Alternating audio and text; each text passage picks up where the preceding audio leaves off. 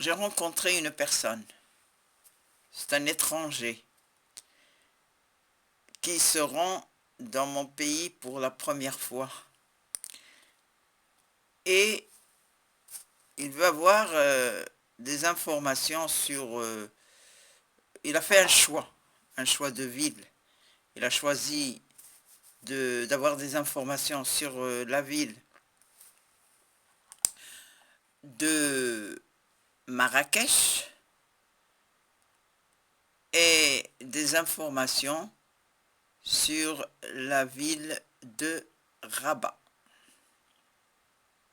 Bon. Et pour commencer, je préfère lui parler un petit peu du Maroc. Voilà, lui donner une petite idée sur le Maroc. S'il ne connaît pas le Maroc, eh ben, je préfère lui en parler avant de passer à la ville de Rabat et de Marrakech. Voilà, et je lui dis, monsieur, le Maroc, c'est un pays de l'Afrique. C'est un pays africain. Le Maroc, c'est un pays de l'Afrique. Sachant que il y a deux océans qui longent les, la côte marocaine. Il y a l'océan Atlantique et il y a la mer Méditerranée. Quand je dis l'océan Atlantique et la mer Méditerranée.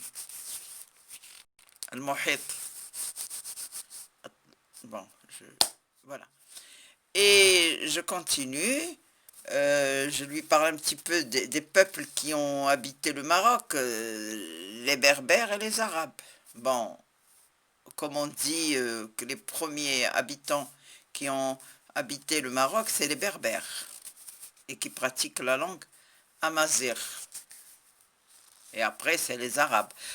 Comme on dit en arabe, Sukkan al-Maghrib al-Awwaloun hum al-Barbar, abna'u Mazigh. Ça, c'est connu dans l'histoire que vous étudiez en arabe. Voilà un petit aperçu bref qui est rapide sur mon pays. Géographiquement, et j'ai donné l'idée sur l'Afrique, sur l'océan Atlantique, la mer Méditerranée, les peuples berbères et arabes. Et je passe à Marrakech. Marrakech, la belle ville Marrakech, qui est la destination de tous les pays. Vous savez que dans le temps, Marrakech ne s'appelait pas Marrakech. Elle a été fondée en 1070. Et on appelait Marrakech Marak. C'était son premier nom. Il y a trois dynasties qui ont marqué l'histoire à Marrakech. Il y a la dynastie almoravide, Almorabitin, il y a la dynastie almohade, Mouhidine, et la dynastie saadienne, Saadine. Le Maroc, on l'appelle aussi, le Maghreb al-Aqsa. Bon, je continue. Une idée aussi sur le Maghreb arabe, l'union du Maghreb arabe. Il y a 5 pays qui sont unis du Maghreb arabe. D'ailleurs, il y a l'abréviation UMA. U c'est Union, M c'est Maghreb et A c'est Arabe. Quels sont ces pays? C'est le Maroc, la Tunisie, la Libye, la Mauritanie et l'Algérie. Et ils sont unis. Pourquoi? Ben parce que ces 5 pays, ils pratiquent la même langue. L'aura mouahada, la même langue. Et ils pratiquent l'islam. Voilà. Donc,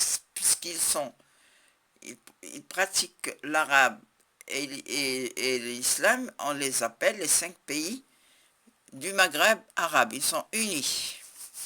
Voilà. Donc, notre pays, il est gouverné par un roi.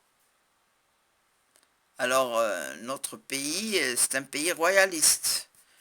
Euh, notre roi, c'est bien le roi Mohamed VI, que Dieu le glorifie. Il est descendant de la dynastie alawite, comme on a vu la dynastie almoravide, almohade, la dynastie saadienne, et ben après la dynastie alawite et le roi Mohamed VI, il est descendant de la dynastie alawite. Bien sûr à Rabat, c'est la capitale du Maroc. Rabat, c'est là où réside le Maroc. Il y a le palais royal, Qasr al-Maliki. Rabat, si vous voulez visiter Rabat, ben il y a la Rabat d'abord, c'est une ville culturelle.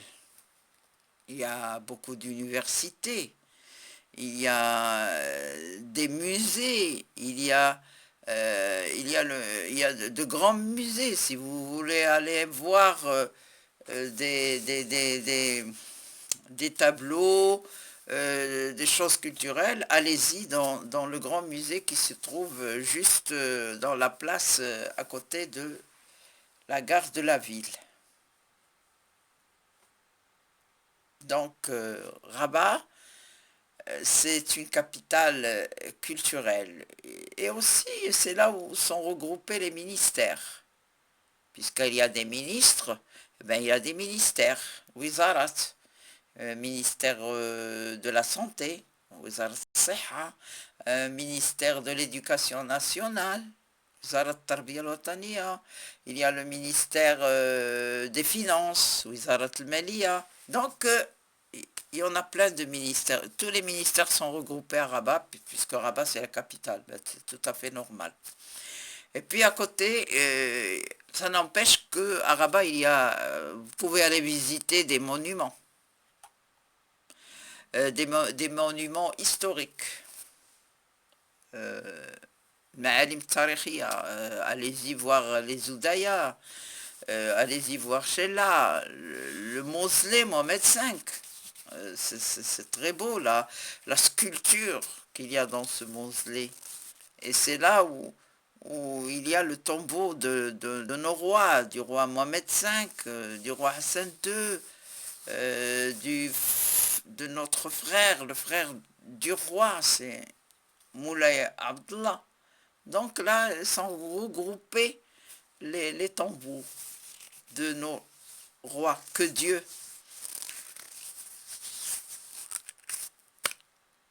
les protège. Et puis il y a, il y a la Souiqa Bab el-Had. Donc si tu veux voir, c'est là où sont regroupés les marchés, il y a l'artisanat, il y a les marchands, les orfèvres qui vendent de l'or. Il y a le marché des tapis, le marché du cuir, si vous voulez acheter des objets en cuir. Il y a même des artisans qui travaillent là, le cuir, qui travaillent l'argent, les bijoux, etc. Quand je dis l'argent, c'est pas l'argent argent, mais c'est un métal qui s'appelle l'argent. Nokra, nokra, voilà. Bon, comment on appelle les habitants de Rabat? On les appelle les Rabatis. Les Rabatis, voilà. Et les Rabatis, ils travaillent la tapisserie Arbatia, les tapis, avec un décor spécialement des gens de Rabat, des artisans Rabatis. Il y a aussi la broderie Arbatia, Tarz Arbati, comme on dit. Ben, je traduis en arabe, comme ça je me permets de le faire, voilà, pour que certains comprennent ce que je dis. Il y a, comme j'ai dit, il y a les artisans qui travaillent le cuir, qui travaillent les sacs, les babouches en cuir, tout ça, vous allez le trouver à Rabat, si vous allez à la Souiqa Bab el-Had. Bon. Maintenant, on va passer à Marrakech. Marrakech, la belle ville, qui est la destination de tous les pays. Elle est connue à l'échelle internationale. Et quand tu dis Maroc, la première ville qui saute à l'œil, c'est Marrakech. On l'appelle aussi la ville rouge du sud du Maroc. Elle est au pied des montagnes de l'Atlas. Oui, bien sûr. Elle est au pied du montagne du grand Atlas, parce qu'il y a le grand Atlas, le moyen Atlas et le petit Atlas. Donc, puisque la ville de Marrakech elle est au sud, elle est au pied du grand Atlas. Euh, la ville ocre, c'est une ville ocre. C'est une couleur ocre. J'ai dit rouge, et on l'appelle aussi la ville ocre. Et ocre, c'est la couleur, je dirais pas rouge, mais c'est une couleur de briques. Les briques avec lesquelles on construit les maisons, ils ont cette couleur. Donc, on l'appelle la ville ocre. Elle a été fondée en 1062 par Youssef ibn Teshfin. Marrakech, elle est connue par la place Jemaa el-Fna. Oui, la première des choses à visiter à Marrakech, c'est qu'il faut aller à la place de Jemaa el-Fna. C'est là où il y a les spectacles en plein air. Il y a aussi les charmeurs de serpents.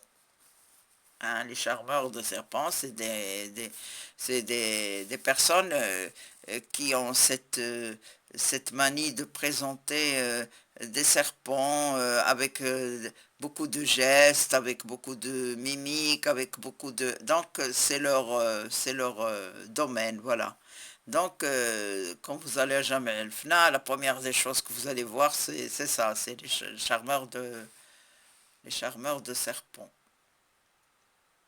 Il y a Marrakech, il y a beaucoup de monuments historiques à Marrakech. Il y a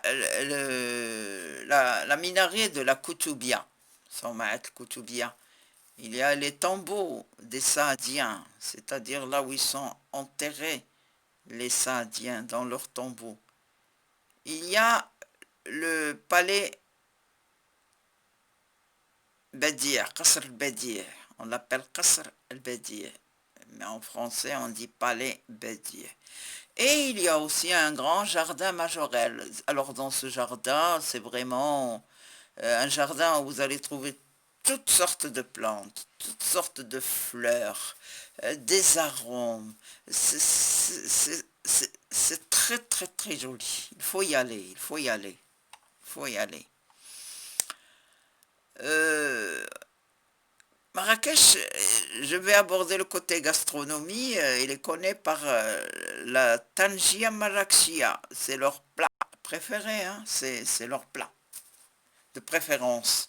Euh, je peux pas enfin, je connais pas très bien la façon de préparer cette tangia marrakchia parce que c'est leur spécialité. Mais tout ce que je sais, c'est qu'une fois faite, c'est qu'elle n'est pas cuite sur du feu comme ce qu'on fait nous sur une casinière ou bien sur un charbon de bois, mais on la met à l'intérieur du four traditionnel où l'on fait cuire le pain. Et c'est là qu'elle est cuite. C'est pourquoi on l'appelle tangia marrakchia. C'est la spécialité des Marrakchi, pas d'une autre ville. Non, non, non, non, pas du tout.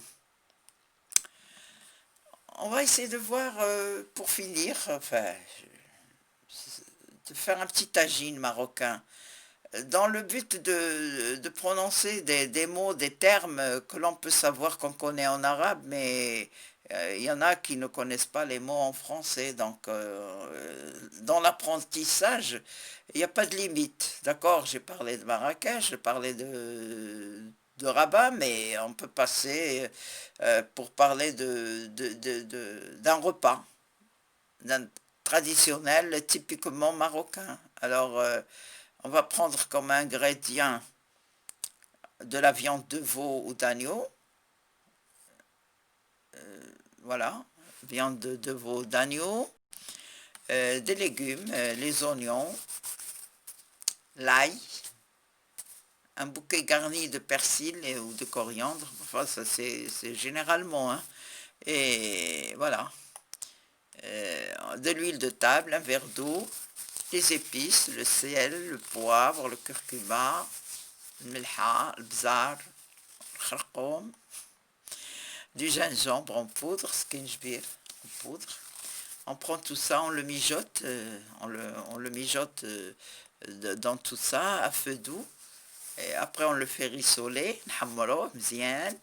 Et après, une fois qu'on a fait ça, on ajoute un peu d'eau, on laisse cuire et on l'assaisonne, assaisonner, avec, avec ce qu'on veut. Moi, je préfère les pruneaux, le barcoq, ou bien les olives. Voilà, bon appétit. Bon appétit pour un repas si rapidement fait. C'est très rapide. Voilà. Alors, qu'est-ce que je vais vous dire à la fin? Venez visiter le pays du soleil. Le pays des variétés, de cultures et de beaux paysages. Et c'est la vérité, hein. Notre pays, c'est un pays du soleil. Notre pays, il y a une variété. مختلف thaqafat. Et le beau paysage. والمناظر الجميلة. Ouais, c'est vrai. Une richesse en gastronomie. Ah oui, nos repas sont très riches. Et nos plats sont très très très bons. Ils sont succulents et variés. Quand on mange un repas préparé à la marocaine, c'est appétissant, c'est très très bon. On se lèche les doigts. Et n'oublions pas de dire que les gens du Maroc sont accueillants et hospitaliers. Ils sont accueillants et hospitaliers. C'est-à-dire, quand on reçoit un étranger dans notre pays, eh bien, on l'accueille très très très bien. Et, et aussi, husn diyafa. Les Marocains sont hospitaliers. Voilà.